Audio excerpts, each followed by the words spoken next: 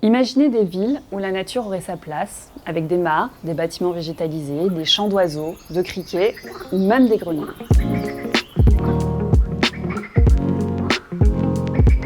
À l'heure où l'urbanisation grandissante détériore les habitats naturels, la ville doit devenir une solution pour accueillir la biodiversité. Elle doit fournir un écosystème capable de faire cohabiter la faune, la flore, les habitats et les hommes. Ce changement fondamental dans la conception de nos villes est soutenu et développé au sein d'Egis par notre pôle Nature en Ville. En tant qu'écologue, on va utiliser 3 types de leviers. Le premier, c'est la création d'aménagements favorables à l'accueil de la biodiversité via des solutions fondées sur la nature. Ça peut être par exemple des mares qui seraient alimentées par les eaux pluviales issues des toitures ou des voiries. Ça permettrait d'accueillir des libellules ou des crapauds. Des toitures végétalisées lorsque le milieu est assez contraint. Des abris comme les hibernaculas, c'est des tas de branches avec des cailloux qui permettent d'accueillir les lézards, les hérissons. Ou des solutions innovantes développées par Egis telles que le Land Boost qui permettent d'accueillir des oiseaux directement dans le bâtiment. Le deuxième levier, il repose sur l'accompagnement des équipes en charge de l'entretien des espaces verts ou naturels au sein des villes ou des industries.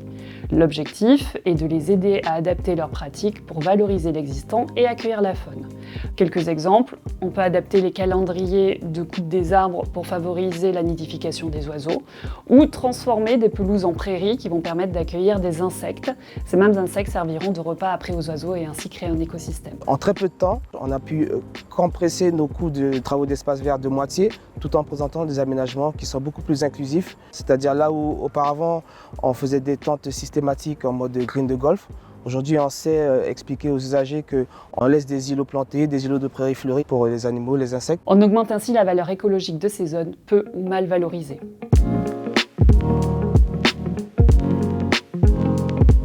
Pour finir, le troisième levier, c'est la sensibilisation. Egis a par exemple créé un jeu de cartes sur la biodiversité pour sensibiliser les habitants et le grand public au bénéfice de la nature pour l'homme. On essaie d'expliquer au grand public le lien entre la faune, le végétal et les services écosystémiques. Un service écosystémique, c'est utiliser la nature et ses bénéfices pour l'homme. Par exemple, on peut utiliser des végétaux pour créer des îlots de fraîcheur ou pour pouvoir absorber les eaux pluviales. En intégrant activement la biodiversité dans nos environnements urbains, on ne fait pas que répondre à un impératif écologique. On enrichit aussi notre expérience de vie, on améliore notre bien-être mental et physique et on prend un rôle actif dans la préservation de notre planète.